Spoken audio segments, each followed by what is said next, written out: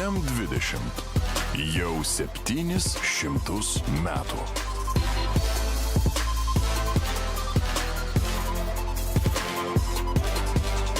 We're going to open now with our friend Mr. Adam Żurek from Żurek, from Poland, who's going to talk to us about coats of arms of Sophia of Ashton. Okay, and the sources created in the Holy Roman Empire in the 15th and 16th century. Na początku, przepraszam, będę mówił po polsku, ale organizator takie zgłoszenie przyjął, więc streszczenie mogło, przepraszam, Państwa trochę w błąd wprowadzić. Fragment möglichst Deutsch, aber Englisch leider nicht. W ostatnim czasie dużym zainteresowaniem cieszy się slawistyka i heraldyka książąt-koszalskich. Są też przynajmniej wstępne badania pieczęci królowej Zofii, czwartej i ostatniej żony Władysława II. Jednak recepcja wieku Zofii w źródłach zachodnioeuropejskich nie była dotychczas omawiana. Po pierwsze, zapewne do niedawna badacze polscy, litewscy, białoruscy i ukraińscy mieli o nich w ogóle słabą wiedzę, że w ogóle takie istnieje.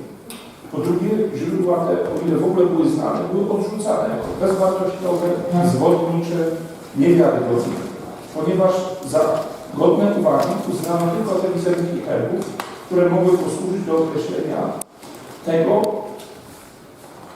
jakich herbów Zofia faktycznie używała. Koncepcja historiograficzna historyków nie interesowała wcale. Zofia zaś używała mężowskich znaków orła i pomysłu. Tutaj mamy przykład jej pieczęci. Wytłumaczeniem braku herbu po ojcu jest jej niedynastyczne pochodzenie. Chociaż bliskie dynastycznego dokumentu. Pisała się Zofia Regina Polonie ex gentem Tenico. Jej dziad był namiestnikiem Kijowym, co potem okaże się bardzo istotne.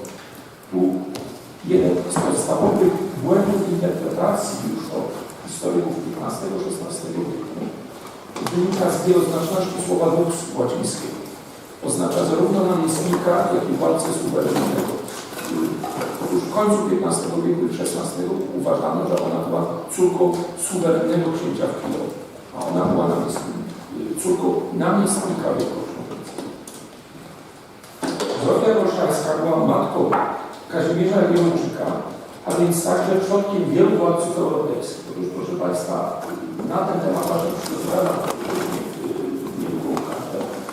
W polskiej i tylko polskiej historiografii określa się to jako drzewo genealogiczne Jagiellonów albo wybór przodków Jagiellonów. Natomiast tak naprawdę ma niewiele wspólnego ani z jednym, ani z drugim. Używając terminu niemieckiego nie jest to ani Stammbaum, ani Ahnenprobe. To jest coś zupełnie innego. Otóż to jest Olgierd. W tej sekcji mamy niewielką grupę Jagiellonów i ich żon. Natomiast dół tej strony i prawie cała strona następna to są potomkowie córek jagiellońskich do trzeciego pokolenia. Więc to jest swoista reklama dynastii. Informacja. Wszyscy jesteście z naszej krwi. Prawie wszystkie dynastie panujące w Rzeszy po kądzieli, czyli po matce, pochodzą od Jagiellonów. Stąd to, co będę pokazywał za chwilę, tam gdzie się pojawiały herby Zofii Koszalskiej, wynika to z Ahnenprobe tych ludzi, których tu widzimy i ich potomków. W naturalnej konsekwencji herb lub wizerunek wielokrotnie pojawia się w wywodach przodków, tworzonych w różnych formach i na różnych materiałach. Biorę więc pod uwagę nie tylko rękopisy w formie kodeksu czy zwodów, ale także na przykład nagrobki tekstylne. Zwykłe wykresy, bez ilustracji, te zaczynają dominować, stopniowo od XVI wieku wybierają te formy, które będę za chwilę pokazywał. Musimy jednak powtórzyć określenie stopniowo, zatem przytoczone będą przykłady sięgające także następnego stulecia. Kwestie pochodzenia i herbu Zofii nie były jasne dla historyków i heroldów książek XV i XVI wieku. Georg Rixner, herold wielu imion, Klaus Graf napisał bardzo ciekawy artykuł na ten temat w języku niemieckim, kilkakrotnie przedstawiał zupełnie różne wersje. Będący pod jego wpływem młody Christoph von Henneberg opracował wybór przodków Ahnenprobe Palatyna od Heinricha podczas swoich studiów w Heidelbergu w 1524 roku i przesłał swemu ojcu, ówczesnemu hrabiowi. Następnie opracował i zamówił artystyczne wykonanie własnego wyboru. Przypuszcza się, że w Heidelbergu byli wówczas artyści, którzy specjalizowali się w podobnych produkcjach. I tu będą 3 przykłady z tego dzieła. Kazimierz Jagiellończyk i Elżbieta Rakuszanka. Otóż pierwsze, co zwraca uwagę, to strój. To jest strój orientalny. Tak, jak sobie popatrzymy na ówczesne, jak sobie popatrzymy na Kazimierz Jagiellończyk, czyli syn Songi, to jest dla nas bardzo ważne. Jak sobie popatrzymy na ówczesne drzeworyty na przykład, tak przedstawiano pogan oraz za chwilę niejako, już za niewiele lat u Herbersteina, tak przedstawiano władców Moskwy. Spójrzmy na herb. Otóż mamy herb pogoń litewska i głowa. Tu ta głowa oznacza Ruś w tym kontekście, mimo to jest błąd w odczycie, ale w tej koncepcji przedstawia Ruś w polu sercowym czeski lew i polski orzeł królewski. Tak jak przed chwilą mówiłem, autor miał problem z ustaleniem właściwej genealogii. Ojcem Kazimierza miał być również Kazimierz. To teraz spójrzmy na ten układ herbu. Mamy powtórzenie głowy z pogonią litewską, herb czesko-węgierski, tym razem nie polsko-czeski, ale czesko-węgierski i głowę. Księżniczka ruska nosi jako wiano róż księciu litewskiego. Też Kazimierzowi. Ale nie był pewien. Chodzi o Władysława Jagiellonę. Natomiast nie był pewien autor tego i proszę zobaczyć, to jest pomiędzy jednym a drugim. Robi notatki, nie bardzo mi się zgadza i pojawia się imię Władysłaus. To jest pomiędzy jedną a drugą częścią. Nie do końca wiedział, jak wygląda ta genealogia. Analogicznie wykonany w 1540 roku takzery genealogiczny dla Heinricha, właśnie tego, którego wywód przed chwilą fragment wywodu pokazywałem, komplet stanowiły aż 4 tkaniny. To jest najwspanialsze przedstawienie Annenprobe, jakie znamy z obszaru niemieckiego. Żoną Władysława Jagiełły jest księżniczka ruska. Tym razem z herbem ziemi włoskiej. Ale cały czas Rusi, cały czas jest wskazanie to, o czym mówiłem na początku, jak się tytułowała księżna ruska. Tyle tylko, że według przedstawionej koncepcji imię jej to Adelborga i była córką Witolda, księcia Rusinów. I matką Witolda Wielkiego, księcia litewskiego. Woli informacji, wedle tej wersji genealogii, Kazimierz Jagiellończyk był synem Witolda Wielkiego, księcia litewskiego.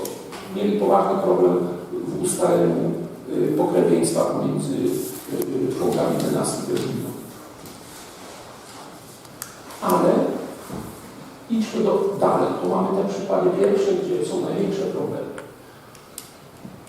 Wykonane w 1556 roku w Bazylei uniwersalne drzewo genealogiczne wszystkich rodów panujących w Europie. W centralnym miejscu są Palatynowie Renu, tak jak otóż tutaj żoną, co jest prawidłowe, ale matką wszystkich dzieci Władysława Jagiełły jest jego pierwsza żona, czyli Jadwiga Anegawejska, co jest ewidentnym błędem. W tym miejscu powinna znaleźć się właśnie Zofia jako matka synu Władysława Jagiełły. Ale wbrew pozorom Songa nie zaginęła w końcu. Otóż przedstawię Państwu 3 kolejne wersje. Ehrenspiegel des Hauses Österreich od pierwotnej wersji zamówionej przez Spiegelu w 1555 rok po najmłodsza z nich 3, powstała około 30 lat później na dwóch cesarskich, ta pośrednia, ta arcyksięcia Ferdynanda Trolskiego. Otóż tu mamy herb, znowu głowę jako herb Rusi. Skąd się to bierze? No, ten model głowy jako herbu schizmatyków jest bardzo częsty w ikonografii zachodnioeuropejskiej. Przypuszczam, że dlatego herb ziemi dobrzyńskiej został skojarzony jako herb. Natomiast mamy arcydokładną informację. Na slajdzie możemy sobie odczytać wyraźnie. Songa, Zofia poda obie wersje imiowe. tylko podane, że ona jest córką pana Kijowa. Właśnie to pomylenie namiestnika, funkcji namiestnika z pozycją władcy suwerennej. I w kolejnych modyfikacjach mamy tutaj tak samo przedstawione dwie poprzednie żony, nie ma trzeciej żony Władysława Jagiełły, jest pierwsza, druga i czwarta, znowu z dokładnie podanymi informacjami, które nas tutaj interesują. Wedle tej tradycji Sonka jako księżna kijowska wniosła w posagu Jagielloną Ruś. To jest wywód przodków landgrafa Georga I von Hessen-Darmstadt 1589 w głównym kościele ewangelickim Darmstadt. I herbem żony Jagiełły tym razem jest czarny orzeł. Jest tutaj tak z układu rodzinnego. Kolejny przykład, moim zdaniem jeden z najciekawszych, to jest wybór przodków księcia Ludwika III Wittenberskiego wykonany w 1585 roku.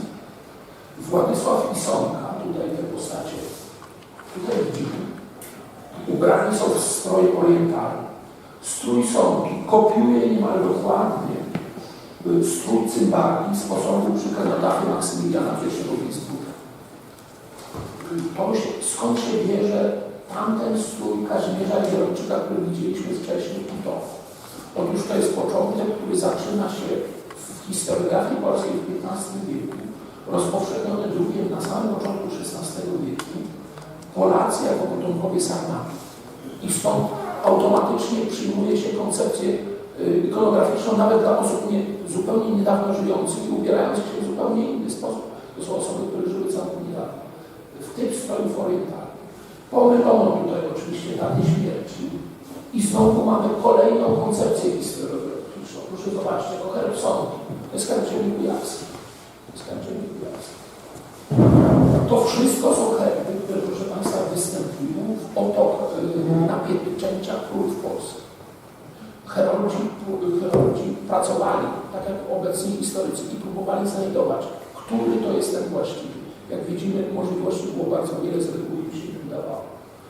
Druga cecha charakterystyczna dla wielu tych wywodów przodków, dla wielu antropo, to jest przenoszenie herbu kilka pokoleń, zakładając jego trwałość. I otóż, o ile w tym kształcie herbu faktycznie używali synowie Kazimierza Gierolczyka, orzeł polski oczywiście powinien być w polu czerwonym i niebieskim, pogoń litewska, herb ziemi dobrzyńskiej i pas austriacki, bo byli synami Elżbiety Habsburg.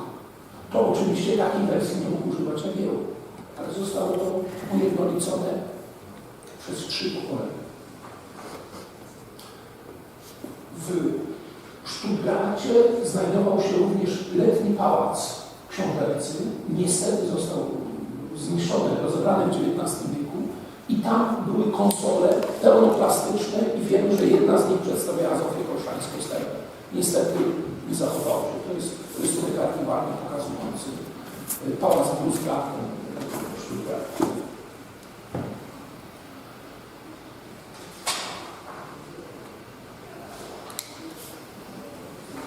Kolejny, może zanim jeszcze, to jeszcze nie jest to, co pokazuję w tej chwili, ale to jest rzecz bardzo ważna, żeby o tym wspomnieć. Niestety nie udało mi się dostać ilustracji. Krótko po 17 kwietnia 1573 roku powstała jedna z największych anenprowe, razem w innej formie, w formie roli papierowej, licząca chyba 16 metrów, o ile dobrze pamiętam, przedstawiająca z okazji narodzin Maksymiliana I, późniejszego elektora bawarskiego, syna Wilhelma V, pobożnego księcia bawarskiego i Renaty Lotaryjskiej, córki Franciszka I, do 9 pokoleń wstecz. Jedną z największych anenprowe, jaka w ogóle zachowała. I otóż mamy określone, cytuję dosłownie, spoja, ale to jest przedstawienie liter, tak jak Zofia, to przedstawione. Hercogin von Kijów używa herbu polsko-litewskiego, a w sercowym polu srebrnym czarny wspierny niedźwiedź, czyli kolejny herb z potoku królów polskich. I kolejny, to jest niedźwiedź żmurski prawdopodobnie, znowu kojarzony ze wschodnią częścią. Z takimże herbem jej ojciec, Andrzej Johann Herzog z Kijow, a matka użyła pogoni litewskiej. Wówczas uważano, że ona po matce miała pochodzenie dynastyczne. I to, co widzimy na ilustracji, wielki monument nagrobny księcia Ulryka Mecklenburskiego i jego dwóch historii, wykonany etapami w latach 1587-1599. Duży udział miał wbrew pozorom nie rzeźbiarz, malarz, nadworny malarz Korneliusz Kromenny, który specjalizował się w wywodach przodków i galeriach władz. Robił to nie tylko dla książąt mecklenburskich, ale także królów duńskich i książąt pomorskich. Tym razem Zofia została przedstawiona z tak zwaną pogonią łuską, czyli święty Jerzy zabijający smoka. To jest ostatnia postać. I ta wersja wytworzona przez Kromennego w kilku wersjach kolejnych, one są w formie papierowej, w formie małej, powtarzają dalej następni twórcy w końcu wieku XVI i wieku XVII. Tu jest niestety bardzo słabe zdjęcie, zachowane, zresztą obiekt jest bardzo słabo. To jest nagrobek Zofii Mecklenburskiej w kościele Lipsk i też mamy obok pogoń łuską. I Antonius Kleren wykonał w latach 1622-27 tablicę przodków królowej Zofii Duńskiej w kościele Lincoln-Falster. I tutaj to jest herb trzeci od prawej u góry, tutaj znowu mamy pogoń łuską. To jest tym miejscu. Pogoń łuska.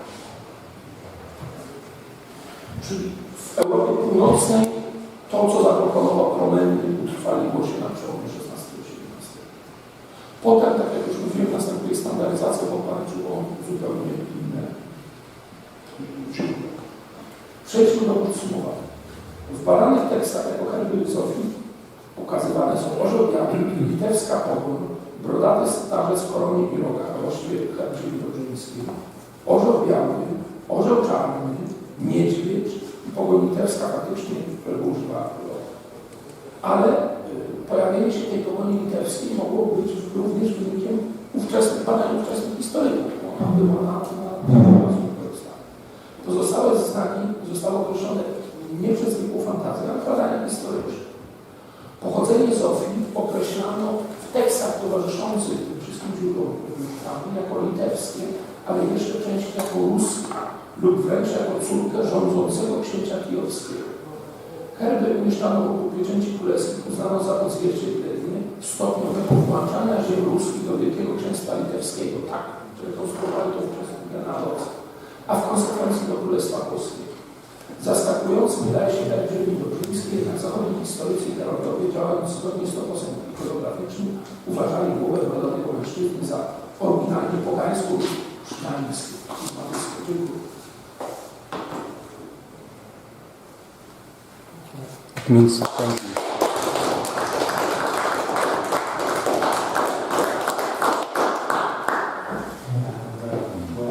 Now we are going to have you sign the book, please.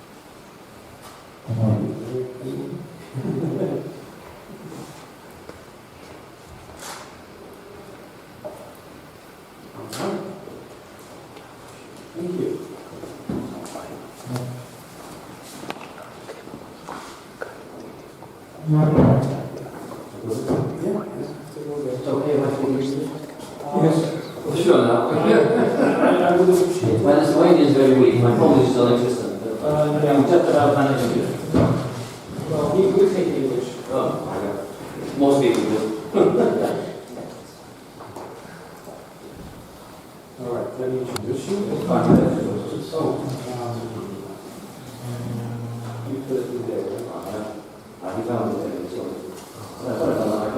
I did send it to you. Can you find it again? What is the council? Well, it's that one. Yeah, well, it's not showing yet. Oh, it's when you go here. Good joke, good joke.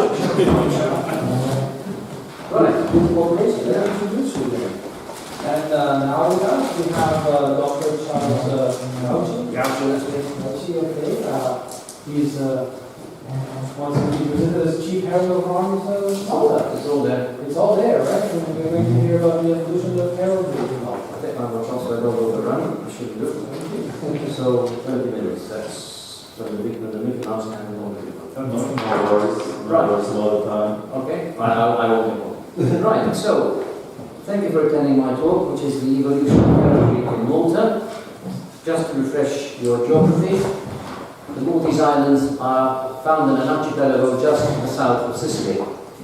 Although we are very small in size and in population, although we're increasing all the time with people coming on their boats from Libya, we have a very, very, very rich history. We have been ruled by lots of foreign powers over the centuries, many of whom have left their imprint on our heraldry. The main sources of heraldry in Malta date from the Aragonese period, the Order of St. John, the Roman Catholic Church, the Old Nobility, the British colonial era, books and manuscripts, and and ordinary family traditions. Here are some examples of heraldry dating back to the Aragonese period in Malta. The Order of St. John, of course, has left a lot of heraldry on the island. This is the co-cathedral of St. John in Valletta, and the floor is covered with illuminated lapidary commemorating the arms of the principal families of Europe at that time. The Roman Catholic Church, of course, very rich source of heraldry. This is the floor of the cathedral in Endina, and in various village feasts we have a very strongly Catholic country. We have every village has got its feast, and this is an example of my own village feast where I live in Gojo, Little Island of Malta. These are the arms of a previous parish priest. They call them an archpriest. The old nobility, of course, has left its coat of arms everywhere on the island. We were ruled by the British for a century and a half, so the lion and the unicorn are to be found everywhere, munching on the grass and the hay. Lots of books and documents exist both in private collections and in government collections, all dealing with heraldry. There is a tradition for people to stick what they consider to be the coats of arms of their family on the front of the buildings. The legality of most of these arms is dubious. Most of them were just invented, and also everybody who's got the same surname uses the same coat of arms, which is a bit ridiculous because the whole idea of heraldry is specificity. So if everybody with the surname Gauci uses the same coat of arms, there's no point to the whole thing. So this paragraph, which I let you read quietly, is from an excerpt from an essay which was published in Malta in the late 60s, and it's really what gave me the impetus to agitate for our own Office of Arms in Malta. I tried to lobby the government after government about my idea, and was sent off with a pat on the back and told to go and make some friends and have a drink, not waste their time. However, a few years ago, I managed to corner the Prime Minister at a function, and I gave him a lecture on heraldry. He sounded interested, and he told me, write me a paper, which I did.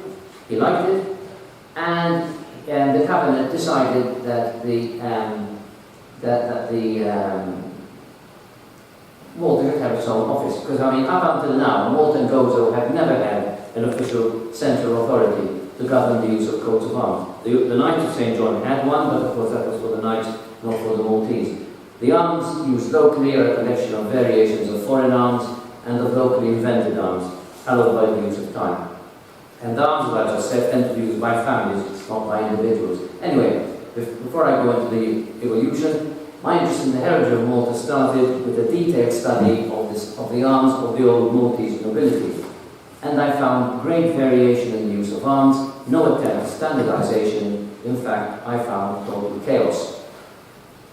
I found variations in the arms of the Maltese nobility due to a lack of central control, included variation in the style of coronets, variation in the orientation and style of helms, the use of multiple helms and arms of Germanic origin, multiple mottos, the use of crests, sometimes with helms, sometimes without helms, variations in the exact position of the coronet vis-à-vis the helm, sometimes the coronet was on the shield, sometimes it was on top of the helm, no fixed system of the armorial display for the heir to a title and for his or her brothers and sisters, no concept of heraldic areas with arms coming down the male line and the female line, no fixed system to display the arms of a married couple, some females using male-style arms with a helm and a crest, and supporters sometimes used, sometimes not used. To be fair, supporters were unknown before the British took over Malta, but then they introduced the idea of supporters, and many of the nobles liked them, and sometimes they used them, sometimes they didn't. And so, I was faced with a situation of chaos, and I tried to lobby government after government to have an office. Finally, the Prime Minister before the one we got, he was convinced about my idea, and so was the cabinet, and they decided that the Culture and Heritage Act, which governs the rule of all heritage in Malta, could incorporate heraldry, because heraldry they considered to be part of our intangible heritage. So the cabinet and the Prime Minister decided to set up the Office of the Chief Herald of Arms, and they did this through Heritage Malta, which is the government entity which deals with matters of culture. So I received a letter informing me that the government had set up the Office of the Chief Herald of Arms, and that I was to be Malta's first ever Chief Herald of Arms, which was for me a great honour. It was a culmination of 50 years of lobbying. That's why at first you don't succeed, try and try again, as Robert the Bruce once said. I understand correctly. Now, so my appointment as Chief Herald of Arms was announced in the Malta Government Gazette, because it came from the highest level, and I was given an office at Fort St. Elmo, a very, very important historical site, which was the site of fierce hand-to-hand fighting between the Ottoman Turks and the Knights and the Maltese. Remember that the Great Siege of Malta in 1565, the Knights were assisted by the Maltese people fighting, a bit like the Ukrainians were fighting the Russians for the moment. We had no choice. We either beat the bloody Turks, or we all became Muslims, which we didn't want to do. So, sorry for the apologies. And now our office was given coat of arms, and we had the great honour of being allowed to use the arms of Malta. The use of the arms of Malta, because they contain the George Cross, which is a very good, very senior decoration in the UK.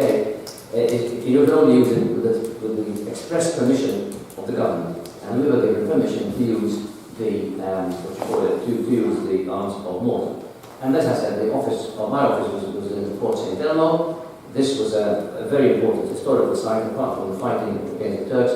It was very heavily bombed by the Luftwaffe and the Regia Aeronautica because of control of the mountain and Grand Harbour.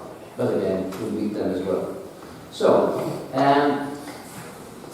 it was decided, therefore, to allow us to have our office of arms. But we were still not incorporated into the laws of Malta. In other words, if a government came in which was unsympathetic to heraldry, they might say, what's all this nonsense, we'll catch you up and kick him out, or I won't finish it. No, we had to become part of the Constitution. So it was a bit silly for us, after 50 years of canvassing, for me to start canvassing again, until I could show the powers that we had a viable proposition. So we started working, and the results exceeded our expectations.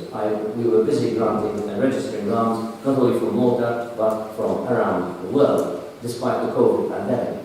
So the government was convinced, fine, okay, you proved the point, we will now entrench heraldry into the laws of Malta. And the first move was to change the Culture Heritage Act, not to change it, but to modify it slightly, to mention heraldry specifically. So it didn't depend on the whim of the government, it was there in law, in black and white.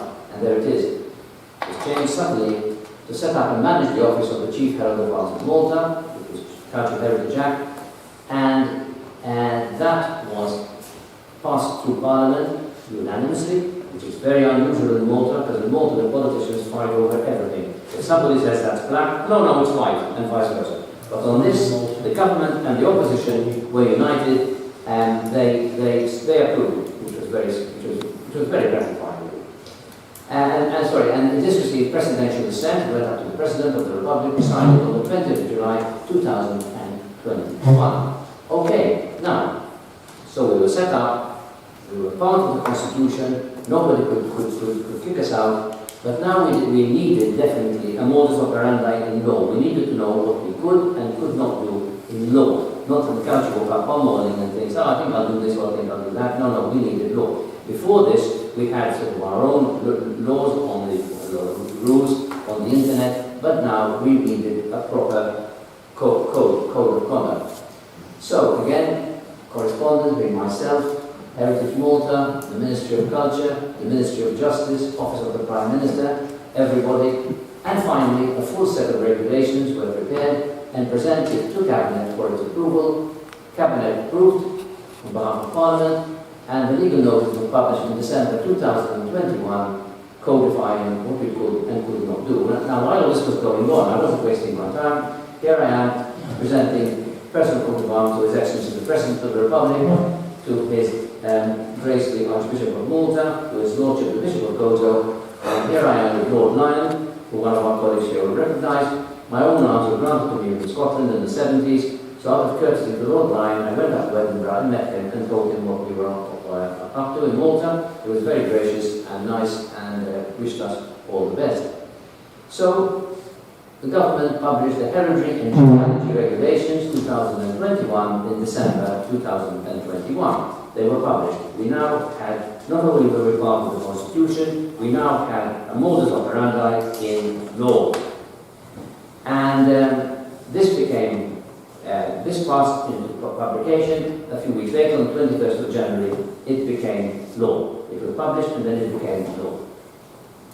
And it was published in the Malta Government Gazette, because everything we were doing now was at the very highest level of government. So nobody could attack us on the basis that we were a bunch of amateurs. And these are the regulations. As you can see, they are very, very detailed, practical, and they cover absolutely everything I can or I cannot do, or we can or cannot do. I'm not using the royal people. A few weeks after the laws were made public, I was invited to the Ministry of Culture in Valletta, where the then Minister of Culture presented me with a letter confirming my position, which I had held since 2019, of Chief Herald of Malta for a period of 3 years. Now, there are some important clauses in the new legislation which I need to highlight.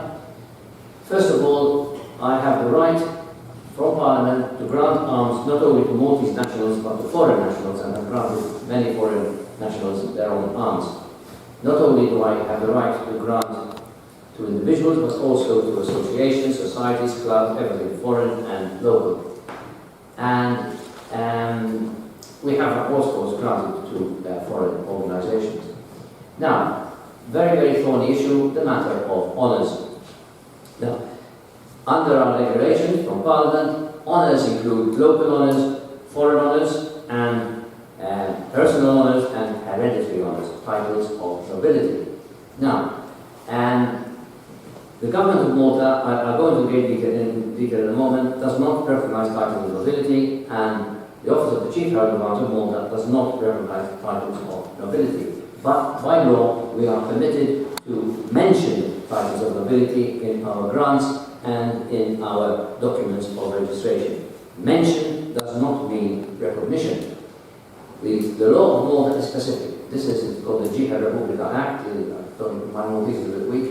I think it's Honour of the Republic Act, I think it means something like that. Anyway, it's specific. Titles of nobility are not recognized, and the courts of Malta have decided, stated in a judgment, that in Malta you can call yourself whatever you like, you can call yourself the Emperor of China if you like, it doesn't matter, neither the government nor the courts of law are interested in titles of nobility. So, our office has the right by law to register, to mention titles of nobility in all the documents we produce, but but the titles are not recognized either by us or by the state.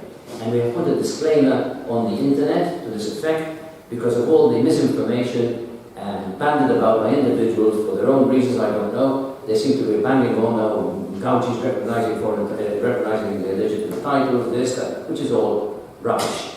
Absolutely. And even articles about me in an English paper, and when I try to write a reply, they refuse.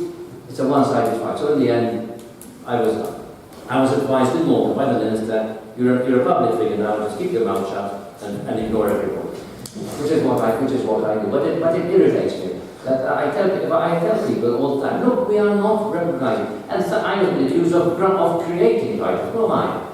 Fonsonorum? Come on. And anyway, stay lovely. But now when we mention titles, we only mention, even when we come to mentioning titles, we only mention titles, not recognized, mentioned if they originate from, I read it to be precise, a current or previously reigning sovereign, from a non-reigning house whose head has the unequivocal right to grant titles of nobility confirmed by a properly constituted court of law, or from a non-reigning house whose head has been recognized as such by a reigning sovereign. Now, you may not agree with these criteria, tough luck, those are my criteria, you don't like it, go and have a whiskey.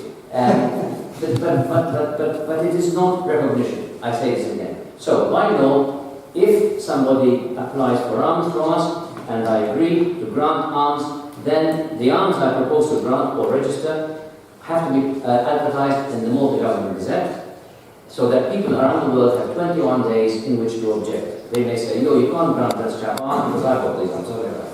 They have 21 days. Now, if 21 days pass without any complaint being received, then the alms are granted or registered. Also, by law, at the end of the year or the beginning of the following year, we are obliged by law from Parliament to advertise in the Malta Government Gazette every single set of arms we have granted or registered in English and in Maltese. And I tell you, trying to translate blazon from English or Anglo-Norman into Maltese is not easy, but we have to do it. It's the law. Everything has to be, we're bilingual by law. There it is. Say that. That's what we do. We put this thing in the Government Gazette and then it follows it in English and Maltese. That's Maltese, that's English also. And then we put the list. Now, the functions of our office include the registration of alms formally granted by another recognized heraldic authority. So if we've had alms granted by Lord Lyon or by Garter or Spain or wherever, we automatically register, no questions asked. New creations of personal and impersonal or corporate arms, registration of already established personal or impersonal arms, but by already established, I mean, if somebody comes to you and can prove that his family has been using his coat of arms for 2 or 3 generations, I register them, I'm not going to prove it. And registration of arms held by local councils, and new grants of arms to local councils, and ecclesiastical heraldry, we have granted arms to priests of the Roman Catholic Church, to ministers of the Reformed faith, and to priests of the Orthodox Church. And no problems there at all. And the arms of my office, of our office, here they are, the arms of Malta, proudly on display, approved by the Prime Minister, by the Cabinet, by Parliament, and by Parliament Parliament also approved my own personal arms as Chief Herald in my own personal capacity. Everything approved in law.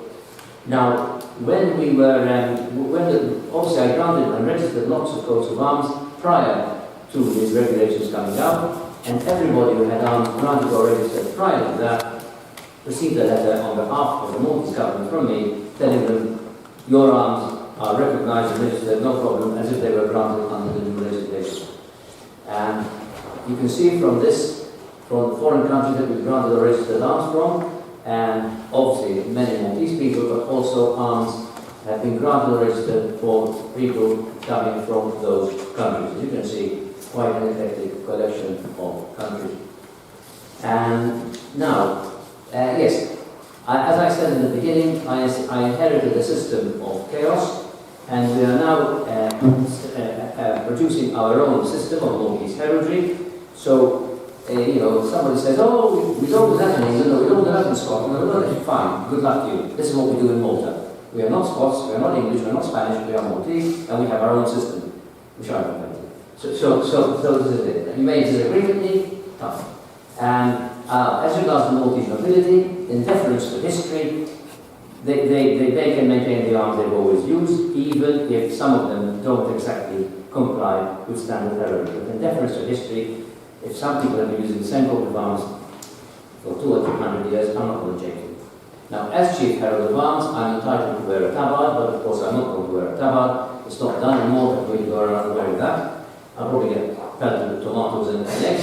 So I wear a simple chain of office around my neck to show that I am the Chief Herald of Arms, and I proudly display the arms of my country on my chest. And here I am at a ceremony in the Anglican Cathedral in Valletta, which was a very formal ceremony commemorating the death of the late Queen Elizabeth II, who was also Queen of Malta for 10 years. It was complete with pipers and bands and drums and everything in the presence of the President of Malta and the British High Commissioner. I was asked to reprise the role of Guard King of Arms at the funeral in London and to read out the stars and the titles of the late Queen, which is a very, very, very nice ceremony. Here I am again wearing my chain of office when I had the honour to be presented to His Holiness the Patriarch of Constantinople when he visited Malta last year. I've written many books on heraldry and genealogy. Many of them are now out of print. The last two are still in print. And I've got a couple of minutes extra. The last book, in it I showed the Maltese descent of Prince Philip when he was alive, because he descends from a Maltese mercenary who was made a hereditary noble of Hungary, having his artillery having destroyed the city of Esztergom for the Empire. He was made a hereditary noble of Hungary, and from him descends the Mountbatten family of UK. And the present Princess of Wales, Catherine Middleton, has got Gossipin ancestry. I showed that as well. So when their son becomes king of the United Kingdom, the king will have Maltese blood on his father's side, and Gossipin, which is the other island of Malta, on his mother's side. I tell my English friends, we're like the staphylococcus, we find this everywhere. And so if you want to know more about Maltese heraldry, that is the website, maltaheraldry.mp. And if you want to write to me personally for anything at all, I promise that I will answer all emails that I receive. That is my email address. And being typically Maltese and rather complicated, I have a message here for all the people who shower me with criticism when they don't agree with me. Thank you very much for your kind attention.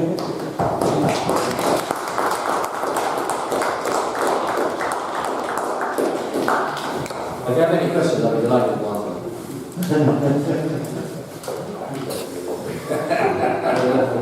We have a lot of questions in the evening. Okay. Okay. Now it's to sign the document here? This is not the declaration, I signed the declaration. No, it's not a declaration. It's you as one of our representatives. Okay. You have to sign it. Sign there. Yeah.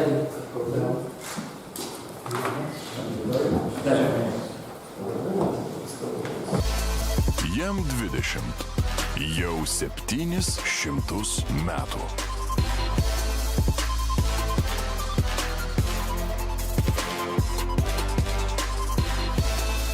The time is yours. Thank you very much. Dear colleagues, friends, first of all, congratulations, greetings on the International Heraldry Day. I think it's great that we gather together in such a company on this day. And what I do, I research heraldry in my region, which is modern Latvia and modern Estonia. Historically, writing my PhD thesis on it at the moment. And also, obviously, do work with the practical heraldry on a daily basis in Latvia, creating coats of arms for Latvians, for the individuals, for the towns, municipalities, parishes, etc., etc.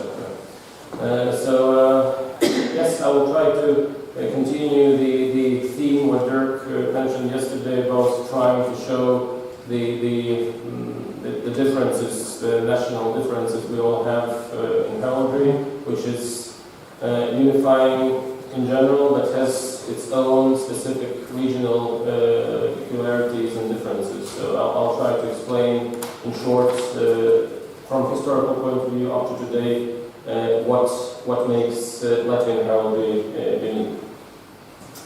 So obviously, to look back in the history, we have to look at the circumstances where the heraldry derives from. And as we see here in this tapestry from the 11th century, just before the heraldry emerges and is used, we can see a few proto-heraldic examples where obviously the knights are using shields, quite heraldic in a way, but at the same time not, since they are not inherited.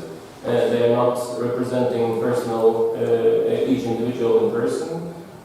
So basically what I want to say is that heraldry derives based on the practical need. The need is to be identified. So heraldry, I would say, is a medieval ID in a way. In the 11th century, they're still using open helmets, but very soon, once the 12th century arrives, the helmets, which are more secure, are used the closed ones, and with that comes the need to be identified, both on the field and in a tournament, etc. So this is a time of tournaments and of crusades, and obviously it was very, very important for knights to be identifiable. And the charges and different partitions and colors, the system, the language of colors and symbols of the medieval Western civilization appears right there in the 12th century. And we can see beautiful examples both on the mantlings, on the shields, on the flags, where different charges are being used so the person who is wearing them is identifiable. And what happens in our region, in modern-day Latvia and Estonia? In fact, Latvia and Estonia is the furthest eastern point on the map where you will find heraldry so early. Already in the 13th century, so only 1 century after it appears of necessity in Western Europe. It appears only 1 century later, it appears in our region, and the reason is basically of the settlers who come from Germany, from German lands back then, and in the case of the northern Estonia from Denmark, due to these settlers, these people who derive from these lands, they bring pretty much all the systems that are functioning in the Western world. It's starting from obviously religion. Many often refer to Middle Ages as the Dark Ages. I would call it completely opposite. It's very light and full of the ages that are full of light, full of belief and Christianity and religion. So obviously the religious concept and the system, the church system is brought into the region. The cities, the towns, the architecture, the feudal system with the knighthood, all these things derive. And obviously the most visual and visually striking system from the Western civilization as well derives into the region. That's heraldry. Here we can see the coat of arms of Riga, the capital of Latvia, already from the 16th century. There are obviously examples way before that, but this one is one of the first ones where you can see the supporters, the coat of arms of Riga supporters, already in the 16th century. And you know, the 16th century heraldry had lions as supporters. That was very trendy back in the day. That was one of the most fashionable things you could think of, and Riga got these lions already back then. So, what happens in the region? Right now, my PhD thesis looks at these 300 seals that has been saved from the day. From the 13th to the 16th century, about 300 individual seals that depict individual coats of arms of the knights who lived in Livonia, so in the modern day Latvia and Estonia. And these seals, those are knights, not necessarily archbishops or the masters of the German order. Regular knights who lived and functioned in this region. This is the material. That's one source material. Is the iconographic research of these coats of arms in the seals, but also obviously the numismatic material, which are the coins where you can find these coats of arms. And the coins and the seals are the main source material for this time period, so 13th to 16th century, up until the William War in the mid-16th century. And obviously then after that, the heraldry just blooms, and it's so many different examples. Here up until mid-16th century, it's still quite few, not too many. And they are more researchable and less researched, in fact, for some reason. So the thesis I'm doing right now is pretty much the only one on this subject. So yes, I would say that heraldry in Latvia is both very old and also very young. So very old is because we have the history of coats of arms in the region already from the 13th century. Here we can see some books from the gallery armorial from the 14th century, where the different knights are being described in a poetic way, and many of them mention Livonia as their targets, where they've been or where they're going. So Livonia was very popular among knights back in the day, in the late Middle Ages. So what happens after that? Pretty much, the heraldry continues to develop, but then at some point, in the Enlightenment, during the Enlightenment era, and we already discussed with some colleagues this topic yesterday in a more informal setting. During the Enlightenment era, these ideas, anti-feudal ideas, obviously emerge, and with them comes the idea of 700 years of slavery. That the region and the tribes who lived there before the settlers, they were enslaved, and everything that has to do with these cultures, with the German, mainly with the German culture, that's something that is not ours, something that is strange and not part of our culture.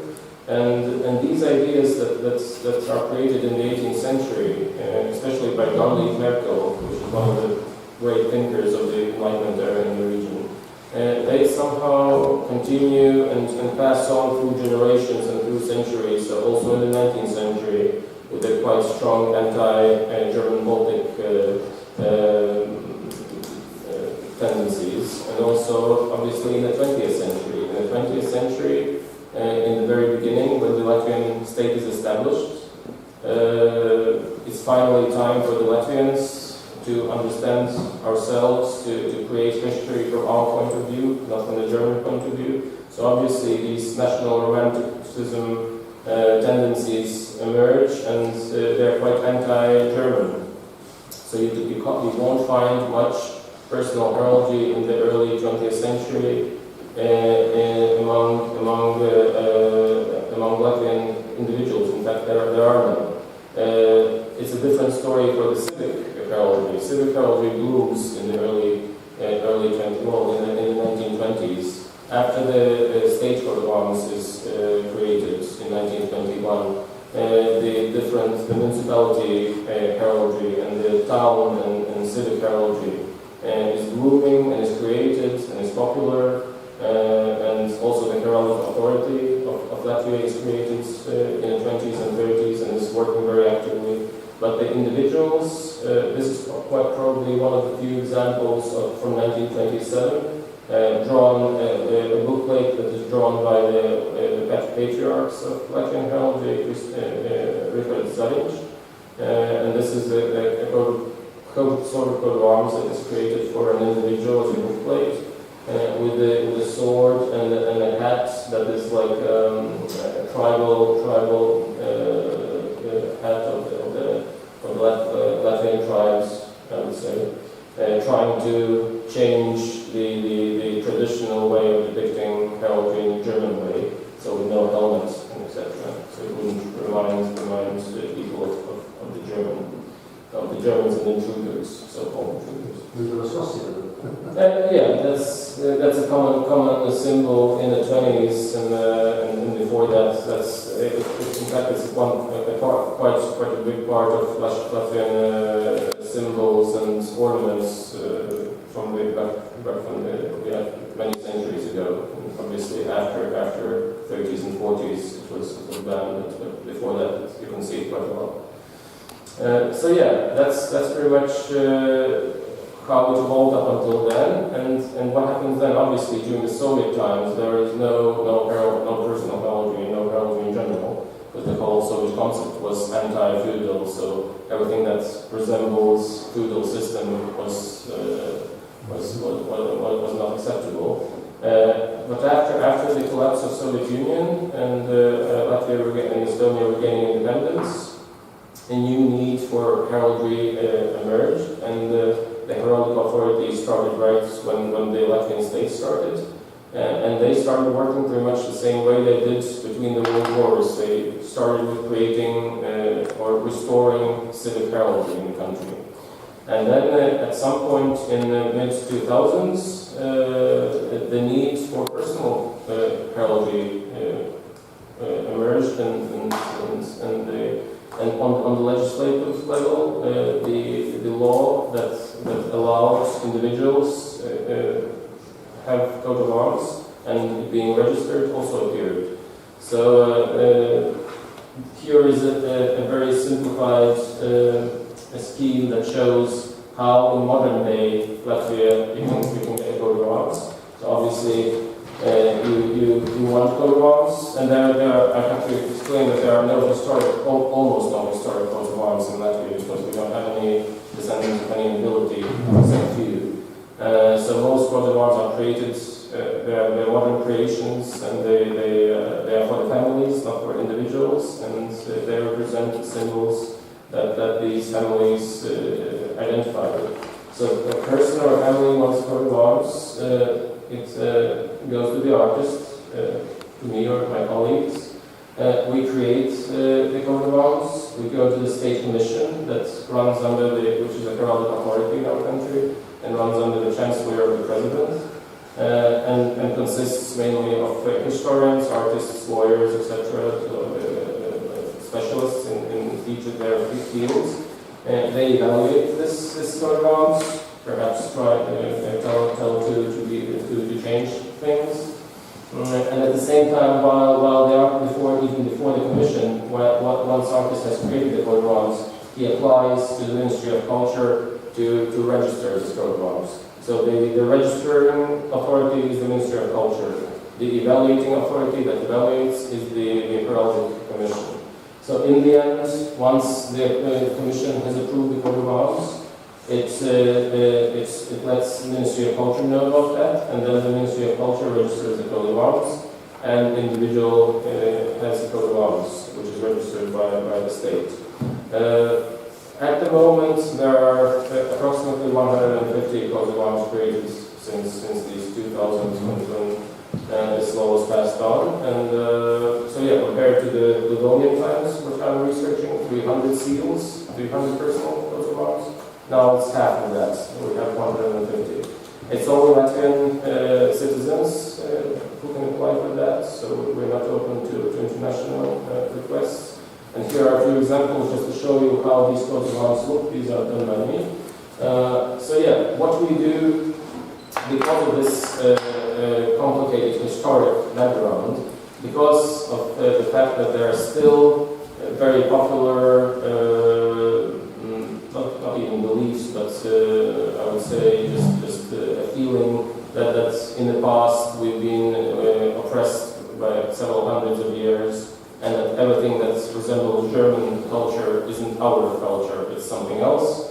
Then there are several ways how the modern heraldry of Latvia has tried to skip the German traditional way of depicting personal heraldry. So often people don't want helmets because it resembles the knight who came to our country and implemented Christianity and drew out the pagan tribes.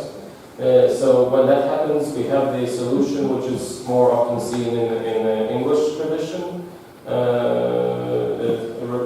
to portray the horse, the upper part, the crest on a horse without a helmet.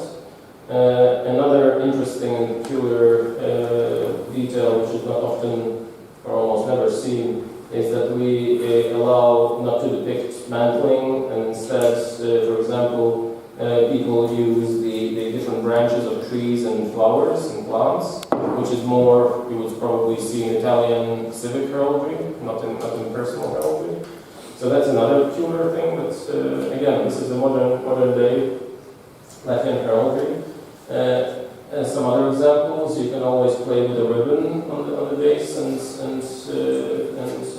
make it decorative and interesting. So all these are modern Latvian coat of arms that represent different families. Also here in the middle we can see the color, the tincture purple, and tincture purple in fact is quite, and that's another peculiar detail of modern day Latvian heraldry. You won't see as much purple probably in any other country as in Latvia, and the reason is, if you look at the flag of Latvia has a dark, almost burgundy red color, and the purple in our heraldic system looks quite like that. So people quite often identify and want this tincture to be used because it resembles the national flag and the colors. So you would actually find similar things in Lithuanian heraldry. In Lithuanian heraldry, often you would find green color, more often I would say. In Estonian heraldry, you would more often find blue color, which is also in Estonian flag. So these tinctures often represent the patriotic and the national flag colors. We don't have nobility. In our modern day Latvian heraldry, also the supporters are allowed, and I quite frankly often try and or suggest not to use them whenever I'm approached. But if a person or a family wants supporters, there is no rule in modern day Latvian heraldry that would not allow them to use one. And these coats of arms are the ones I created for the former president of Latvia and his spouse. So we also have a few, perhaps 4 coats of arms, female coats of arms, in the shape of a diamond, and this is one of them.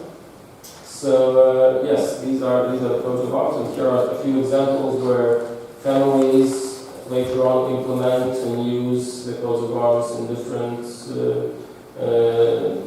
carvings, stained glass windows, etc., etc. Just to show you a few examples, these are all made now and based on coats of arms I've created. Just wanted to show you that the heraldry in Latvia is alive and is not just being displayed somewhere on the wall, but in a frame. But also we always encourage to implement and try to use it as much as possible in real life. And here are some examples as well. So yes, therefore Latvian heraldry is both very old, the tradition is old, but also very young because our statehood history is very, very young. Latvia has only been established in 1918, and since then that's only like 100 years, and half of that has been under occupation of the Soviet Union. So not much time. So, thank you very much. I noticed in your reads, sometimes you put the metal first, sometimes you put the colour first. You haven't got any rules on that. Some normally you want the metal first and then the colour. In your case, you have it sometimes one way, sometimes the other. Yes, we don't have any rule.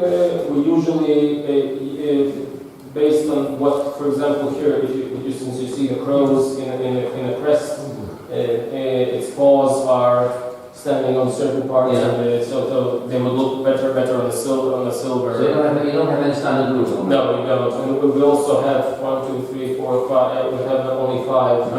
Normally it's 6. Yeah. That's another peculiar detail that we have. No, in the system of heraldikos is the UK one, whereas you have six parts, and the first is always the metal, and then the colour. But it's in UK, really. As far as Scotland is the same, isn't it? It's not defined. Mhm. It's how the artist depicts it. Yeah. But the Dexter Yeah. piece must be the prime colour, prime pictures of the field. Yeah. It's like most artists from the UK or from England, anyway, it's always the metal that's shown first, and then the colour first. If it was, for example, a Gould's background, then you would have Gould's as the first of the torso. But it reflects the dominance of the pictures on the shield. Bruce, but it's not the regulation that metal should be first. No, it's the other way. It's definitely the main colour of the shield must be first. We normally put the metal first, but then and when we blazon the mantling, we always blazon the colour first. Right. Say jewels, double argent. That's the point. When you do the mantling will be blazoned Gould's double R. Yeah. If the shield is mainly red, red with a white shell. Yeah. But the torso then will be red, white, red. Well, I normally get away with it by saying wreath of the liveries or wreath of the colours, and then I leave it at that. Yeah, and then if someone's paid it. Yeah. But I sort of cheat.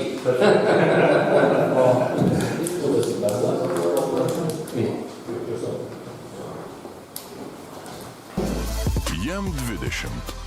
Jau 700 metų.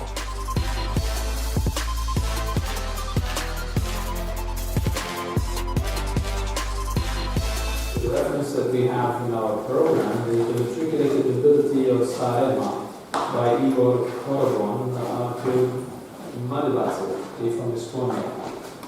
Here it is. The matriculated nobility of Sarema. Estonian matriculated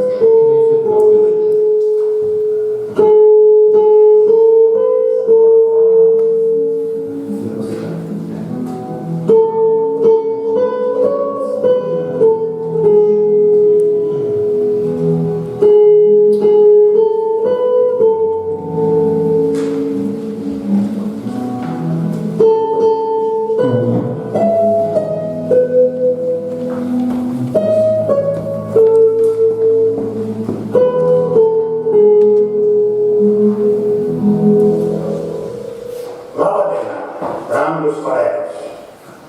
Šiandien mes norime Jums pristatyti pranešimą tema Öželė immatrikuliuota karininkė Saaremaa salos.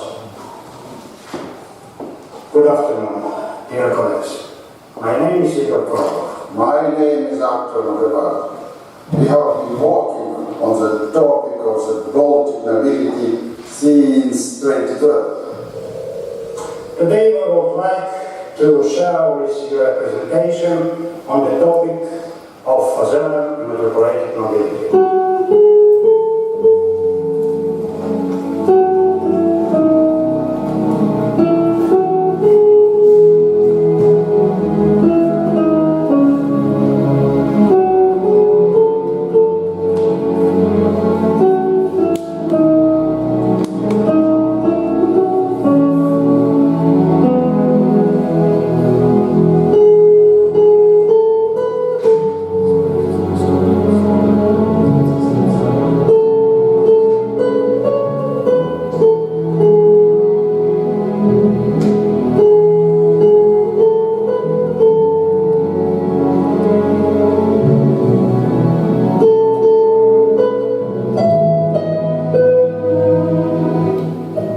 The island of Ösel, also known as Saaremaa, and the nobility of Ösel is a unique phenomenon not only in the Baltic region, but also in world culture.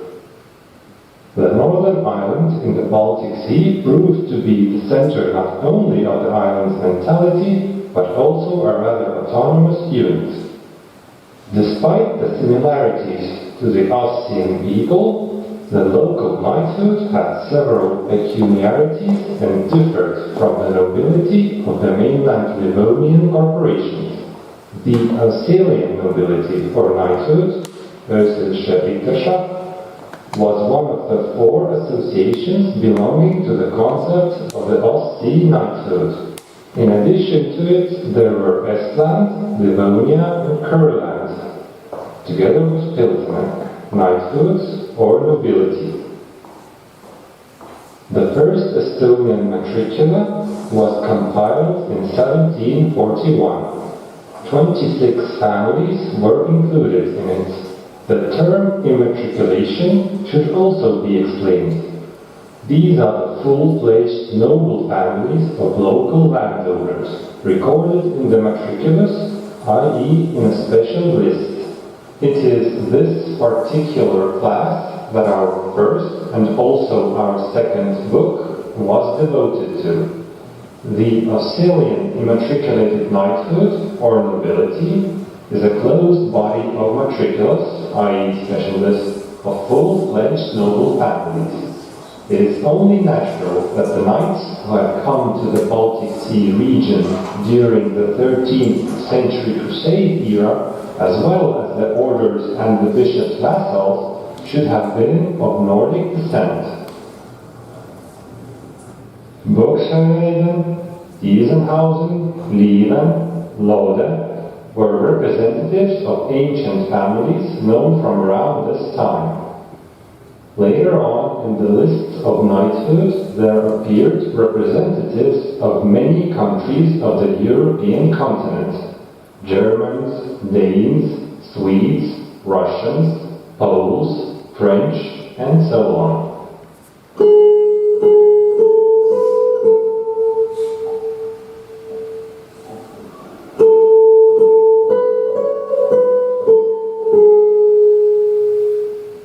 As well as title persons of different dignity: lordship, princess, counts, barons, Edward Pons.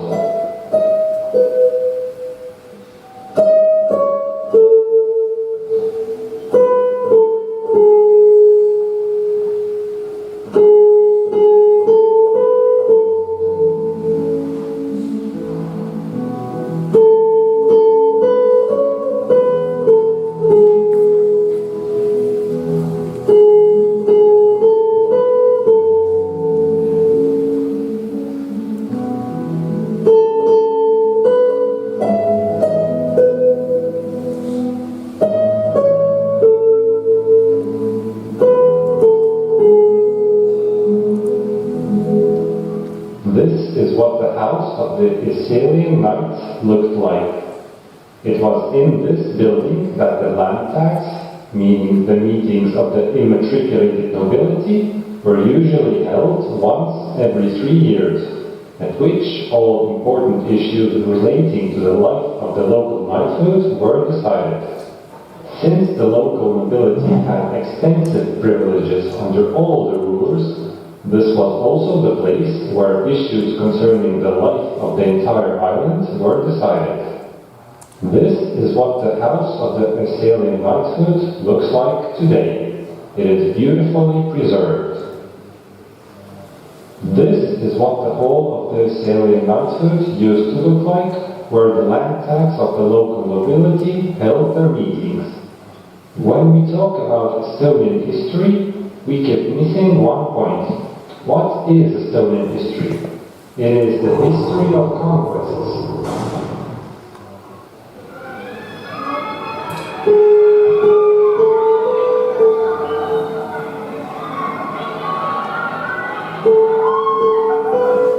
This is how we study history by periods. Danish time, Livonian order, Swedish time, being part of the Russian Empire, and so on.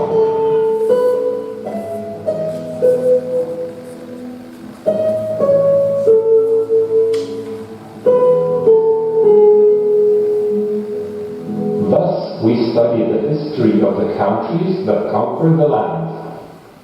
But for some reason, no one is saying that a class, a stratum, a group, or whatever you want to call it, which exercised real power here, was formed after 1219. They are descendants of those knights who came here with the Danish king Valdovų II.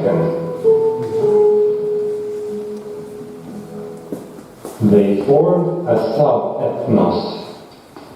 By sub-ethnos, we mean a compact residence of a part of a large nation, which is already slightly different from it in language, culture, etc. It is a paradox. We do not know the history of those people who actually ruled this land for more than 700 years. Under all the rulers, these knightly and the noble families had privileges that allowed them to maintain power and their traditions. Because the island was divided between the bishopric of Tiesioginis and the Livonian order, a special form of knightly land tenure developed here, which consisted of a preferential right to rent.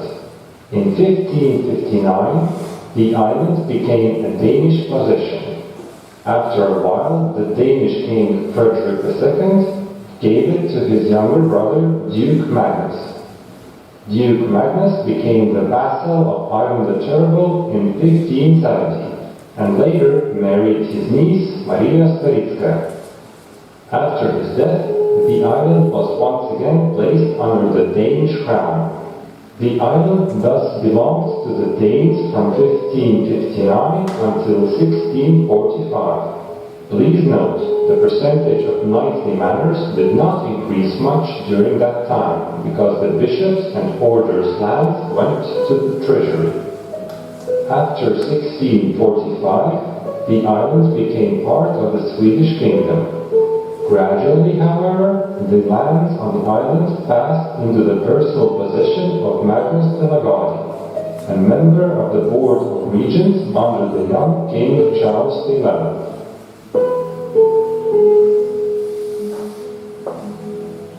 Reduction is the process of returning to the state, meaning the Swedish crown, land previously given to the nobility. We are only interested in the reduction that was carried out by King Charles XI of Sweden in the Baltic region. It reminds me of a divorce, where the dishonest husband demands back all the gifts he gave to his wife during all the time they have lived together. What's more, he happens to have all the receipts for those gifts. He knows exactly what he gave to her and when. But even this is not enough for him. If his wife has some things left over, but she doesn't have receipts for them and cannot prove that she bought them with her own money, these things are also taken away from her. But the most interesting thing is that after the divorce, the husband and wife continue to live together and keep a household together. How is a wife supposed to regard such a man after that? The reduction, although it did fill the coffers of the Swedish state, undermined the loyalty of the Osti knighthood. This was used to its full advantage by the Russian Tsar Peter the Great, when, during the Great Northern War, he promised to return all the lands which had been confiscated to the nobles.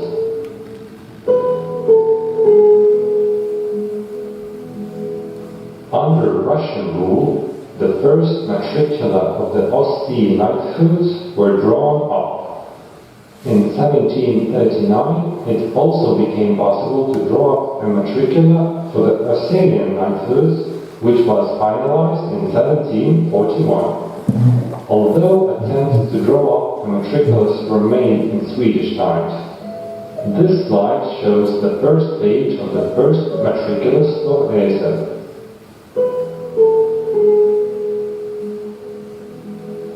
Here we see the ratio of the untitled and titled nobility of the Assyrian knighthood. Percentage of Baronian title to total Assyrian nobility. The characters are an abbreviation of a famous biblical saying, "The word of God endures forever," which played the role of a Lutheran motto.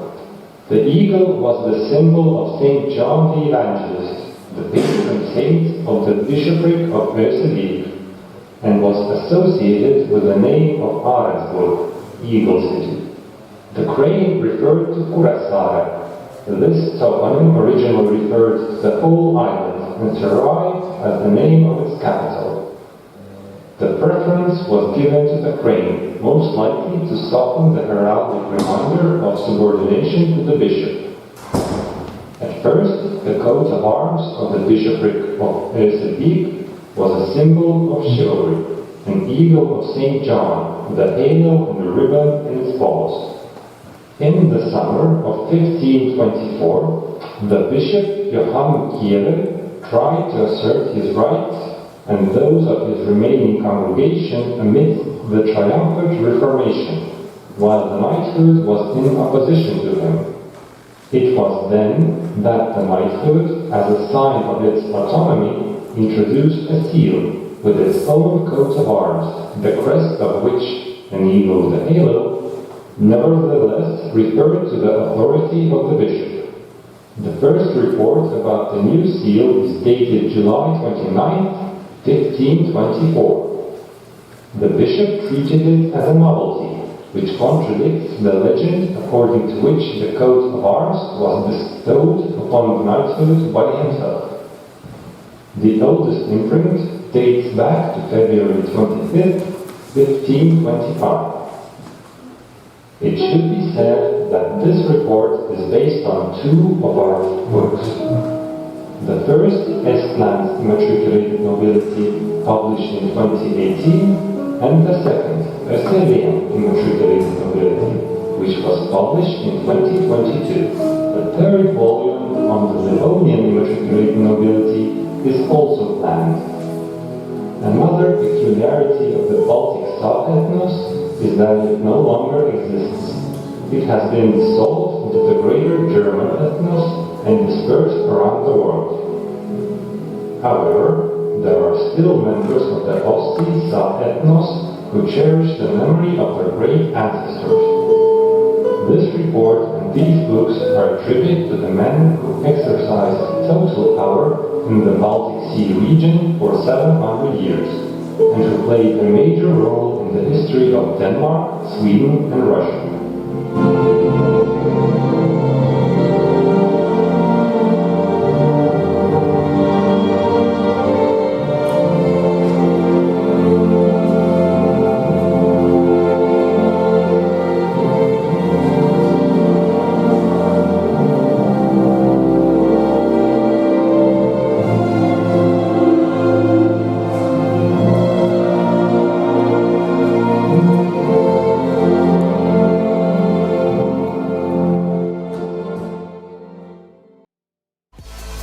Jam 20. Jau 700 metų.